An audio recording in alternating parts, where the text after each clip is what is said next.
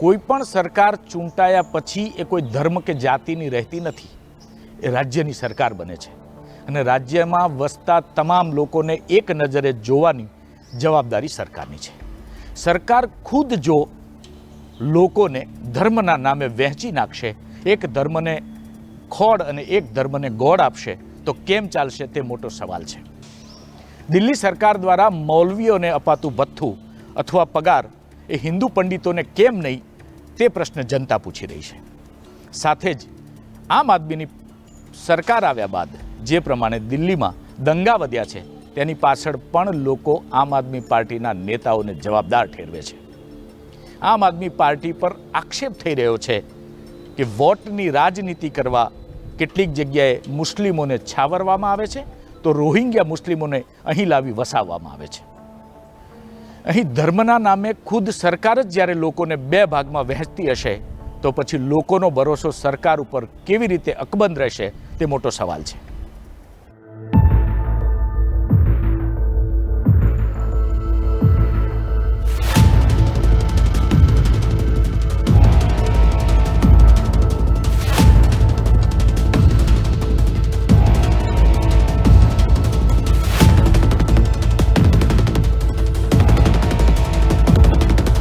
कोईपण राजकीय पार्टी चूंटाईने सरकार में आव्या बाद ए कोई धर्म के संप्रदाय साथे भेदभाव ना राखी शके, ना वोट बैंकनी राजनीति माटे कोई संप्रदाय ने वधु मदद करी शके।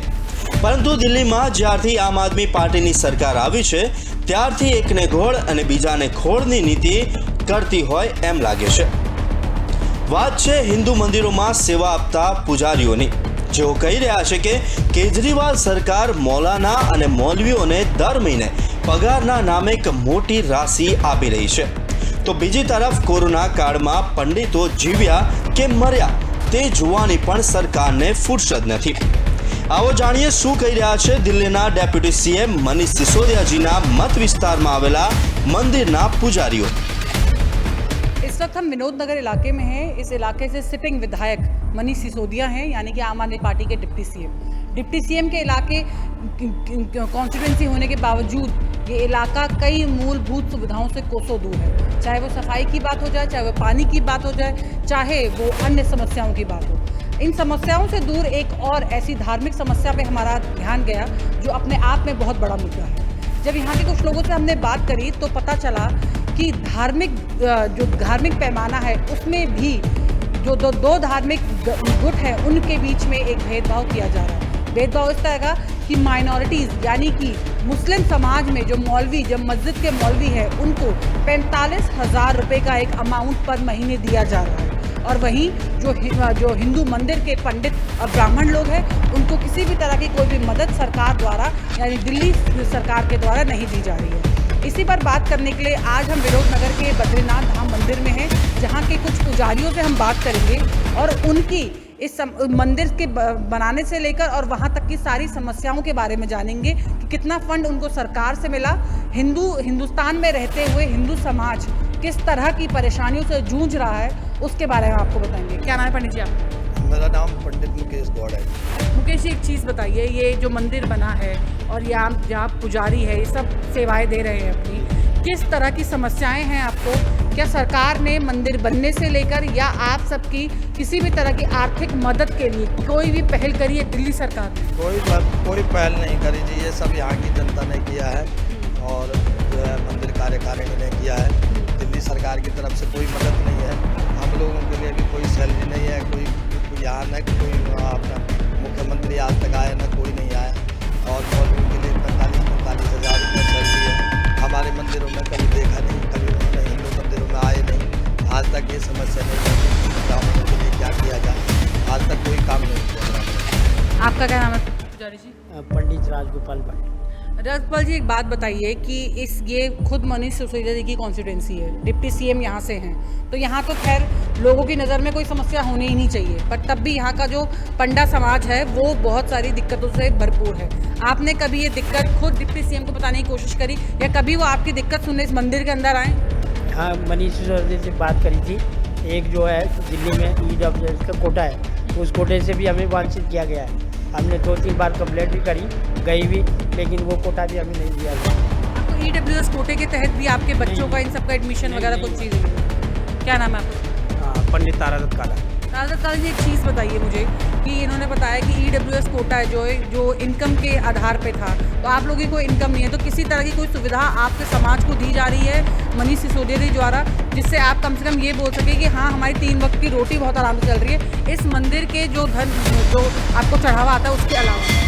नहीं, अभी यहाँ के जो पटवारगंज क्षेत्र के जो डिप्टी सीएम मनीष सिसोदिया जी हैं, उनके द्वारा यहाँ पे कोई भी मूलभूत सुविधाएं जो हमारे ब्राह्मण समाज के लिए, हमारे पंडितों के लिए और हमारे जो मंदिर समाज के जो पुजारी हैं उनके लिए एक छोटी सी भी सुविधा उनके द्वारा नहीं दी जाती है और ना तो यहाँ पे उपलब्ध करवाई जाती है। और यहाँ पे विनोद नगर क्षेत्र में वो कभी भी ये जो इतने मंदिर हैं उस मंदिर प्रांगण में भी कभी उनने प्रवेश नहीं किया और ये नहीं पूछा कि आपके पास क्या समस्या है। 2 साल का लॉकडाउन चला, इसमें भी उनने कोई भी हमारे लिए कोई भी सुविधा का कोई मूलभूत मतलब उपलब्ध नहीं करवाया।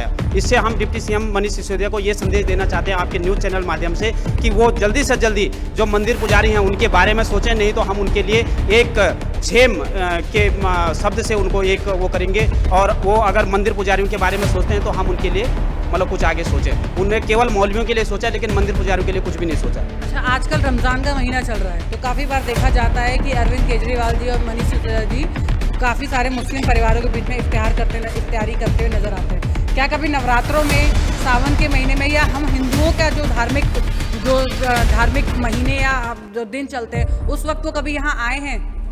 नहीं, ऐसा कोई वो नहीं है, इशू नहीं उनका। तो केवल ये है कि जब राजनीति माहौल खड़ा होता है तभी मतलब एक दूसरे जो हैं आते हैं और कभी मंदिरों के प्रति कोई जागरूकता नहीं, कोई वो नहीं। आप देख रहे होंगे कि 45,000 रुपया मस्जिदों में जा रहा है, तो भाई हमारे हिंदू भाई जो ये वो हैं पुजारी, हम लोग तब से जो है बहुत मतलब वैसे जीवन व्यतीत करते हैं। ना तो संस्था के द्वारा भी कोई संस्था वो नहीं मिलता इनको यहाँ पर सुविधा, ना ही कोई गवर्नमेंट के द्वारा कोई सुविधा मिलती है। केवल एक पूजा पाठ के बदौलत ही अपने बाल बच्चों को पालन, और पुजारियों को इस तरीके से देखा जाता है जैसे वो नौकर हों मंदिर के। ये भी संस्था का एक वो होता है। इसलिए जो है पुजारियों का अपना सम्मान होना चाहिए। उनको कोरोना में संस्था के द्वारा हमें सहायता दी गई है दोनों पुजारियों को, पंडित मुकेश गौड़ जी। वो संस्था लेकिन सरकारी नहीं, वो तो संस्था के द्वारा हमें आर्थिक सहायता दी गई है संस्था ने, जो मतलब कैश के रूप में हमें दिया है संस्था ने कोरोना काल में। ये सरकार के द्वारा कुछ भी नहीं दिया गया, वो संस्था के द्वारा था जो मतलब जो पुजारियों के द्वारा। दिल्ली सरकार ने कोरोना काल में भी पुजारियों के लिए कोई भी धनराशि या फिर वो इकट्ठा करके कुछ भी नहीं दिया। कोई उनने दिल्ली सरकार ने कुछ नहीं सोचा है। जो सुविधाएं मिली है वो संस्था के द्वारा मिली हैं पुजारियों को, बाकी सरकार के द्वारा कुछ भी नहीं। मैं इतना ही कहूँगा। मैं अभी पटवारगंज विधानसभा में हूँ और यहाँ से विधायक मनीष सिसोदिया जी हैं जो डिप्टी सीएम है दिल्ली के और उप मुख्यमंत्री और 12 मंत्रालय के मालिक। और उसके बाद भी ये मंदिरों की बड़ी अपेक्षा करी जाती है। आप दिल्ली में मौलवियों को 45,000 रुपये हर महीने दे रहे हैं, ठीक है, हर महीने दे रहे हैं। उनके 30 त्योहारों में उनके बच्चों के लिए आप पैसा दे रहे हैं। पर इन ब्राह्मण जो हिंदू संस्कृति और सनातन धर्म के जो ब्राह्मण हैं उन्होंने क्या बिगाड़ा आपका, जो उनको आप पैसे नहीं देते? आप उनको 1 रुपया देते नहीं है और आप उम्मीद करते हैं कि हिंदू लोग आपको वोट करें। पर मैं इतना कहता हूँ, आप जब मौलवियों को 45,000 महीना दे रहे हैं तो इनका भी हक बनता है, इनके भी पेट हैं, इनके भी बच्चे हैं, उनको देना चाहिए। और कोरोना काल में 2 साल कोरोना काल चला, लगातार 10-10 हज़ार 45,000 रुपये मस्जिदों में दिया गया, जो तनख्वाहें उनकी सैलरी है, राशन दिया गया दिल्ली सरकार द्वारा। पर मंदिरों में एक भी राशन के लिए पूछा नहीं, एक पुजारी को 1 रुपये के लिए नहीं पूछा। ये जो संस्थाएं हैं, जो धार्मिक संस्थाएं, उन लोगों ने मदद करी, बढ़ चढ़ के मदद करी, पर दिल्ली सरकार की तरफ से किसी प्रकार की कोई हेल्प नहीं हुई। मैं सिसोदिया जी से पूछना चाहता हूँ, क्या धर्म की राजनीति करेंगे आप? मतलब एक तरफ मौलवियों को आप तनख्वाह देंगे और मंदिर के पुजारी को कुछ नहीं देंगे। मैं किस तरह की राजनीति है ये? अच्छी राजनीति बंद करें, ओछी राजनीति बंद करें, सबको एक चश्मे से देखें। दिल्ली में दंगा होता है तो आप दंगाइयों के साथ हो जाते हैं। जो मुस्लिम लोग हैं हनुमान जयंती में पत्थर फेंकते हैं, उनके साथ आप हो जाते हैं। और जब दिल्ली में जब भी दंगे हुए आप हमेशा मुसलमानों को पक्ष लेते हैं। कभी आपने ये नहीं बोला कि हिंदू लोगों को पत्थर क्यों लगे। आप हमेशा कहते हैं कि नहीं नहीं नहीं हिंदू तो बीजेपी वाले हैं, ये तो दंगा फैलाते हैं। क्या हर हिंदू बीजेपी वाला हो गया? ये सोचने का समझना चाहिए सिसोदिया जी को। और आज मैं पचपड़गा विधानसभा के मंदिर में हूँ और मैं इस मंदिर से इनको चेतावनी भी दे रहा हूँ, अगर आप नहीं सुधरे तो आने वाले समय में इस पचपड़गा विधानसभा में आपका आना बंद कराएंगे। और जो पंडितों का रोष है जिस प्रकार जब जमीन में आएगा तो आपको पता चल जाएगा किस तरह की राजनीति हो। तो ये हमारा पंडा समाज था जो हमारे हिंदू धर्म को, सनातन धर्म को अपने कंधों में उठाए हुए हैं, लेकिन आज ये कंधे उस आर्थिक मदद से दूर है और आज ये लोग मजबूर है कि अपनी आर्थिक समस्याएं आप लोगों तक पहुंचा रहे हैं। मनीष सिसोदिया जी और आम आदमी पार्टी सरकार के लिए ये बहुत बड़ा समय है, आँख खोलने का समय है कि खाली एक मजहब को उठाने की बजाय अगर वो दोनों मजहबों को ध्यान से, दोनों मजहबों को एक ही ऐनक से देखेंगे तो शायद उनके लिए बहुत बेहतर होगा। પૂજારીઓ દ્વારા એક જ ફરિયાદ છે કે મસ્જિદ અને મૌલવીને રૂપિયા આપો છો તો પૂજારીઓને આપવામાં વાંધો શું છે એ નથી સમજાતું। પંડિતો કહે છે કે સરકારનું બેવડું વલણ ખતરનાક છે। જો મૌલાનાઓને સહાય આપવી છે તો પંડિતોને પણ આપો, નહીતર એમનું પણ ખતમ કરો। વોટ બેંકની રાજનીતિ ચાલી શકે નહીં, કારણ કે તે સમાજમાં બે કોમ વચ્ચે ઊંડી ખાઈ पैदा करશે। पुजारी जी, कितने सालों से आप यहाँ के ब्राह्मण? वैसे तो हम 30-35 सालों से इस मंदिर को संभाल ले, हमारे पुरख दादा परदादा संभालते हैं, पिताजी। उसके बाद 10 सालों से मैंने इस मंदिर को संभालना प्रारंभ किया है।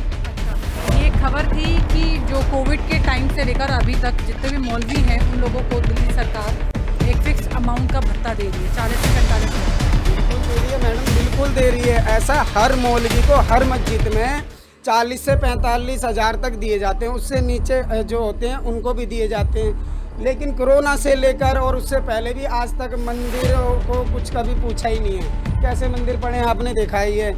मतलब कहने का सरकार का ये जो दोहरा चरित्र है ना, ये किसी काम का नहीं है। सरकारों का ये दोहरा चरित्र बिल्कुल अच्छा नहीं है। हाँ ठीक है, बीजेपी सरकार ने कदम उठाया, इसके लिए आगे बढ़े हैं, उसके लिए हम बीजेपी सरकार का धन्यवाद देते हैं। ये जो प्रकोष्ठ सेवा ब्राह्मणों के लिए चलाई जाएगी उसके लिए मैं उनका धन्यवाद देता हूँ। अच्छा, तो सरकार, दिल्ली सरकार की तरफ से किसी भी किस्म की कोई मदद आप लोगों को नहीं मिल रही है, इसके लिए आपने आगे बात करी किसी से, अपने विधायक से या किसी से, अपने पंडित समाज की परेशानियां उन तक पहुंचाने की? नहीं, बहुत बार बोला है, ऐसी बात नहीं है। और आपको पता है हमारे यहाँ का ब्राह्मण तक, यहाँ पर जो पार्षद हैं वो खुद ब्राह्मण हैं और विधायक जी भी एक बार हमारे यहाँ इस मंदिर में आ चुके हैं, ऐसी बात नहीं है। सब देख चुके हैं, लेकिन सबने आंखें बंद कर रखी हैं। सिर्फ ये जो दोहरा चरित्र हिंदू मुसलमान का दिखाया जा रहा है हमारी सरकार में, ये सबसे गलत है। ऐसा होना ही नहीं चाहिए। या तो आप हमारा रखिए या उनका भी खत्म कीजिए। ये तो गलत है ना दोहरा चरित्र, ये बिल्कुल सरासर गलत है, ऐसा होना नहीं चाहिए। कहीं ना कहीं ये हम कह सकते हैं कि इनको जो नहीं मिल रहा है उसका कारण ये है कि ये दिल्ली सरकार हिंदुओं को अपना वोट बैंक मानती ही नहीं है और मुसलमानों के ऊपर उनका इतना ध्यान, कहीं ना कहीं वो वोट बैंक को लुभाने की एक सबसे बड़ी साजिश और एक चाल के तहत। રાજ્યમાં લઘુમતી સમાજને જે ફાયદાઓ આમ આદમીની સરકાર દ્વારા આપવામાં આવી રહ્યા છે તેની પાછળ લોકો આરોપ લગાવી રહ્યા છે કે આ સરકાર હિન્દુઓને પોતાની વોટ બેંક માનતી નથી। તેના કારણ હિન્દુઓની કાંઈ જ પડી નથી। એટલું જ નહીં, જ્યારે પણ દિલ્હીમાં દંગા થાય છે ત્યારે સરકારને હિન્દુઓની જ ભૂલ દેખાય છે। તપાસ પોલીસ કરશે, ન્યાય કોર્ટ કરશે, છતાં જે રીતે સરકાર મુસ્લિમોના પક્ષમાં જજમેન્ટ આપે છે તે અહીંના લોકોને બહુ ખટકે છે। हम जनकपुरी विधानसभा में आए, बहुत सारे मुद्दों के बारे में हमने बात करी।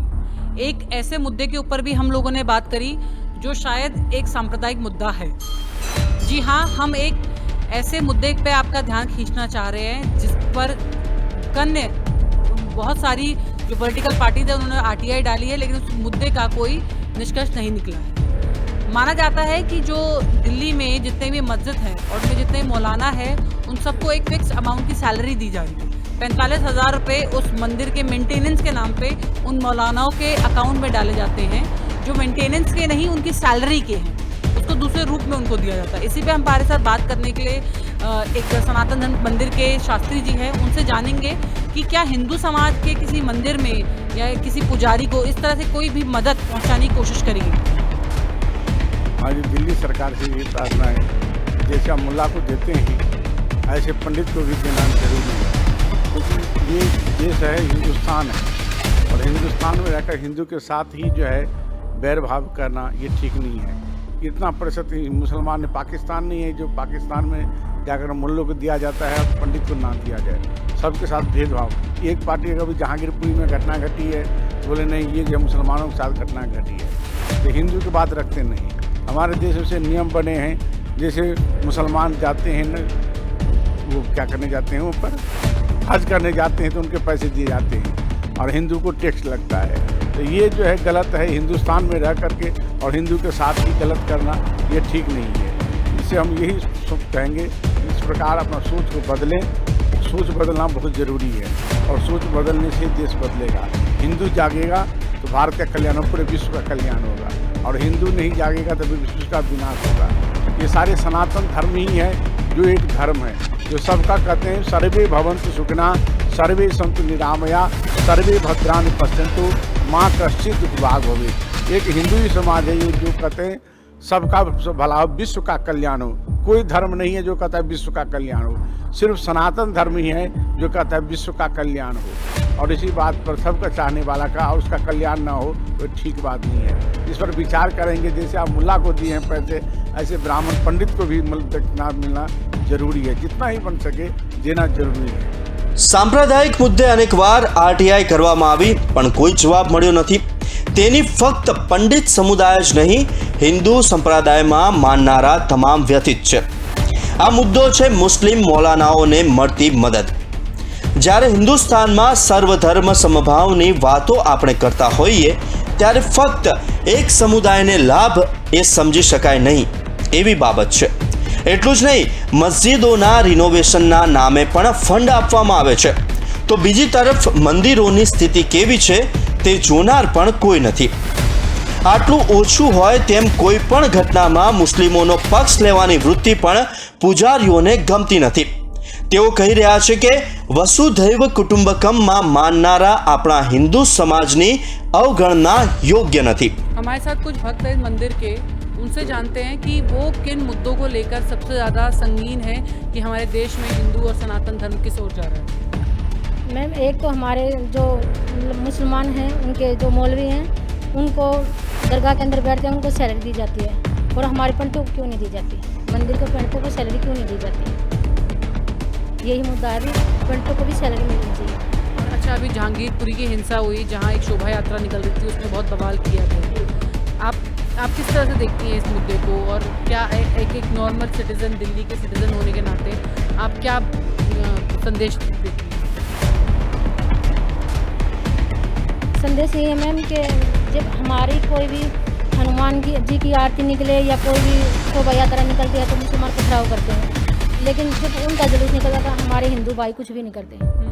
बस यही है हमारे साथ। आपको क्या लगता है कहीं ना कहीं ये जो प्रेजेंट पार्टी है ये दिल्ली का दंगाई शहर के नाम से दिल्ली को प्रसिद्ध करना चाहती है, क्योंकि कहीं ना कहीं एक समुदाय को सपोर्ट करती है और वो समुदाय हर बार एक कहते हैं ना एलिमेंट के तरह से निकल कर आता है किसी भी जगह में हिंसा होने का, चाहे आप वो CA/NRC वाला देख लीजिए, ओखला वाला, चाहे भी जहांगीरपुर वाला देख लीजिए। 5 साल 7 साल की सरकार में 2 बार दिल्ली में इतने बड़े दंगे हो गए। मैडम मैं तो ये कहूँगा जब से केजरीवाल सरकार आई है तब से एक जाति समीकरण यहाँ पे बनने लगा है।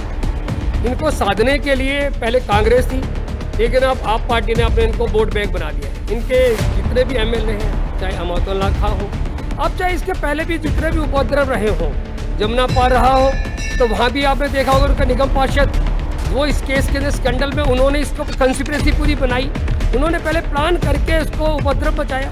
और आपने देखा होगा चाहे अब हमारी जो केजरीवाल सरकार है वो इनको इतना प्रमोट कर रही है, रोहिंग्याओं के लिए आगे बसा रही है, उनको बाहर के लोग जो अब बांग्लादेशी है उनके लिए आगे जगह बसा रही है। और आपको इतनी हद तक हो गई 100 करोड़ रुपए इन्होंने द्वारका के अंदर एक हज हाउस बनाने के लिए दे दिया।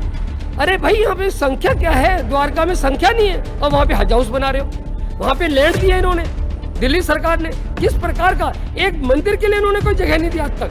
દિલ્હીના પંડિતો અને હિન્દુઓ સરકારની કાર્યપદ્ધતિથી નારાજ જણાય છે। તેઓ કહી રહ્યા છે કે સરકારની ફરજ છે સર્વને સમાન રીતે મદદ કરવાની, પરંતુ અહીં તો મુસ્લિમોને જ હજ પઢવા માટે સબસિડી મળે છે, જ્યારે હિન્દુઓ યાત્રા માટે ટેક્સ ભરે છે। લોકો સવાલ કરી રહ્યા છે કે સરકાર ખુદ જ્યારે મત મેળવવા તૃષ્ટિકરણની રાજનીતિ કરે તે કેટલી યોગ્ય, એમાં જે બધાને સ્પર્શતો ધાર્મિક મુદ્દો હોય તેમાં પણ ભેદભાવ દેખાય ત્યારે સ્વાભાવિક છે કે દુઃખ વધુ લાગે। સાથે જ લોકો પણ ખૂબ નારાજ છે। મૌલવીઓને મળતી સેલરી હિન્દુ પંડિતોને નહીં મળવાને લઈને, ઉપરાંત સરકાર દ્વારા જ્યારે પણ કોમી રમખાણો થાય ત્યારે મુસ્લિમોનો પક્ષ લેવાને લઈને પણ લોકોમાં ખૂબ નારાજગી જોવા મળે છે। સાથે આરોપ પણ લાગે છે કે જ્યારથી દિલ્હીમાં કેજરીવાલ સરકાર આવી ત્યારથી જાતિવાદી સમીકરણો બનવા લાગ્યા, કારણ કે પહેલા કોંગ્રેસ દ્વારા જે રીતે મુસ્લિમોને છાવરવામાં આવતા હતા તે રીતે હવે કેજરીવાલ સરકાર મતોનું રાજકારણ કરી રહી છે તેવું લોકો સ્પષ્ટ જણાવી રહ્યા છે।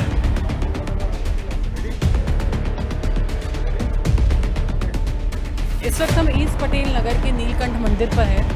मंदिर में आने का कारण यहाँ के पुजारियों से, यहाँ के शास्त्रियों से बात करना, और बात किस विषय पे करना, आज जो सनातन धर्म, जो सबसे बड़ा सनातन सबसे पुराना धर्म है, वही आज खोता जा रहा है।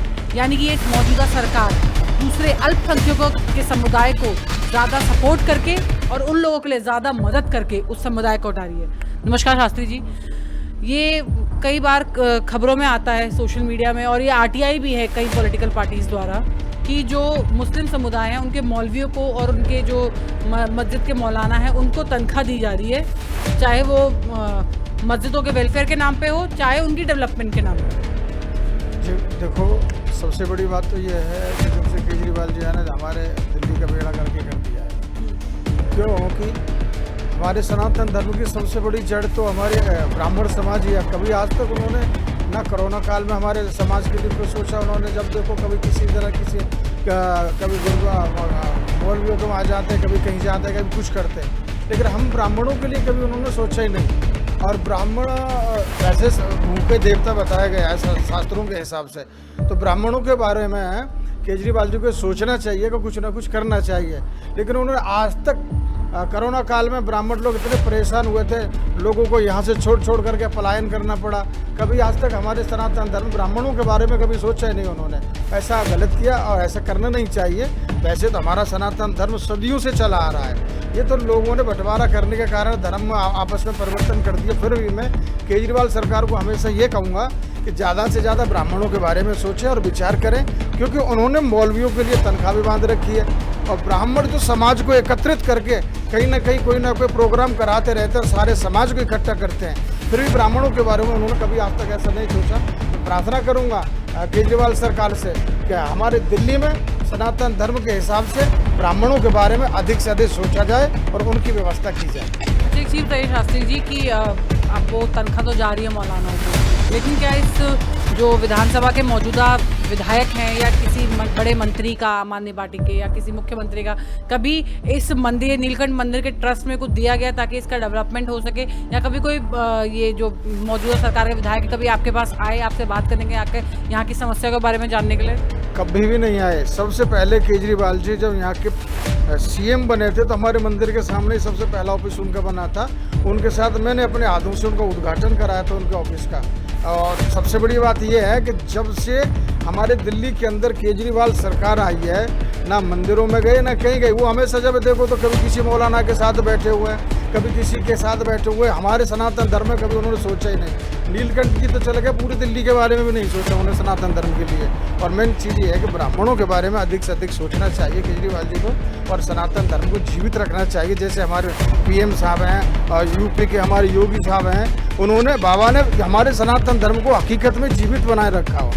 चलिए, तो शायद क्या पता इफ्तिहार पार्टियों से और मौलानाओं के साथ उनके समुदाय को उठाने से, हज हाउस बनवाने से, इन सब चीज़ों से फुर्सत मिलेगी तो मौजूदा सरकार हमारे सनातन धर्म के ब्राह्मणों के बारे में सोच पाएंगे। દિલ્હીની પ્રજા જાણે હવે બધું સમજવા લાગી હોય એમ વહાલા દવલાની નીતિ સામે ખુલીને બોલી રહી છે।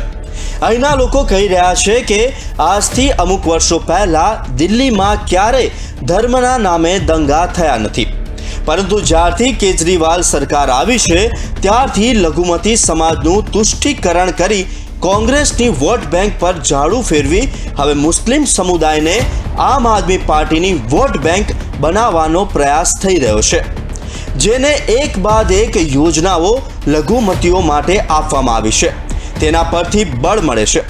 કોરોના કાળમાં જે રીતે મુસ્લિમ સમાજ અને મૌલવી તેમજ મસ્જિદોને જેટલા લાભ અપાયા એટલા લાભ હિન્દુઓને કે પછી મંદિર અને મંદિરના પૂજારીઓને નથી અપાયા। ત્યારે પબ્લિક તો પૂછવાની જ ને કે ભાઈ આટલો ભેદભાવ કેમ કરવામાં આવે છે। હા, એ વાત અલગ છે કે સરકાર કે આમ આદમી પાર્ટી તરફથી કોઈ જવાબ મળતો નથી। સાથે જ કેટલાક વિડીયો પણ વાયરલ થઈ રહ્યા છે જે કેજરીવાલ સરકારની કરની અને કથની વચ્ચે ફર્ક કરે છે। હા, એ વાત ચોક્કસ છે કે ન્યૂઝ આ વિડીયોની પુષ્ટિ નથી કરતું, પરંતુ એક વાત ચોક્કસ છે કે ધુમાડો દેખાય છે એટલે ક્યાંક તો આગ લાગી જ છે। આવો જોઈએ આ વાयरल वीडियो। नमस्कार दोस्तों, एडवोकेट हिनु महाजन। आज जो सूचना मैं आपको देने जा रही हूँ, ध्यान से सुने। इस सूचना को सुनकर कुछ लोग बहुत खुश होंगे और कुछ लोग बहुत निराश होंगे। दिल्ली सरकार ने ये निर्णय लिया है कि 2020 से 2021 और 2021 से 2022 यानी कोरोना काल के दौरान प्राइवेट स्कूलों ने जिन बच्चों से फीस वसूली थी उसे दिल्ली सरकार वापस करेगी। यह सूचना सुनने के बाद आप लोग बहुत खुश हो रहे होंगे, मगर ज्यादातर लोग इसका फायदा नहीं उठा पाएंगे क्योंकि यह नोटिफिकेशन केवल उन बच्चों के लिए है जो हिंदू नहीं है। आप कह सकते हैं क्या हिंदू होना कोई गुनाह है? आज इस बात का जवाब मेरे पास नहीं है। दिल्ली सरकार ने जो नोटिफिकेशन जारी की है उसके मुताबिक जो बच्चे हिंदू नहीं है उन्हें प्राइवेट स्कूल फीस वापस करेगी। मैं ये नोटिफिकेशन कमेंट बॉक्स में संलग्न कर रही हूँ ताकि जो बच्चे इसके हकदार हैं वे प्राइवेट स्कूलों से अपनी फीस वापस ले सके। बाकी मैं ये बात जनता पे छोड़ती हूँ कि जनता इस बात की आवाज उठाए और दिल्ली सरकार को मजबूर करे कि ऐसा नोटिफिकेशन या तो सभी बच्चों के लिए होना चाहिए या किसी के लिए नहीं। मैं केजरीवाल जी से यह भी कहना चाहूंगी कि केजरीवाल जी एक तुष्टिकरण का जहर कम से कम मासूम बच्चों में तो ना घोले। या तो ऐसा नोटिफिकेशन सभी बच्चों के लिए होना चाहिए या किसी के लिए नहीं। अगर कोई बच्चा गरीब है, वह किसी भी धर्म का हो, जात का हो, उसकी फीस माफ हो, किसी को कोई इतराज नहीं। मगर कोई व्यक्ति सक्षम है या यूं कहूं इकोनॉमिकल वीकर सेक्शन की कैटेगरी में नहीं फॉल होता, उसे केवल धर्म और जाति के आधार पर उसकी फीस माफ की जाए, यह ठीक नहीं है। और क्यों माफ की जाए? क्या हिंदुओं ने कोई कसूर किया है? केजरीवाल जी, मैं आपसे कहना चाहूंगी कि सुधर जाओ और ये तुष्टिकरण का जहर कम से कम मासूम बच्चों में तो ना घोलो। એડવોકેટ હિનુ મહાજનનો વિડીયો અત્યારે આગની જેમ વાયરલ થઈ રહ્યો છે, પરંતુ સવાલ એ છે કે શું સરકાર આવું કરી શકે ખરી? કારણ કે પ્રજાના ટેક્સના રૂપિયાનો લાભ મળે તો બધાને મળે, કોઈ એક સમુદાયને જ લાભ મળે તો ચોક્કસથી વિરોધ થવાનો। સાથે સાથે જે આરોપ તુષ્ટિકરણના લાગે છે તેને પણ બળ મળવાનું। એક સમુદાય સાથે આંગળિયાત જેવો વ્યવહાર થાય તે કેટલું યોગ્ય?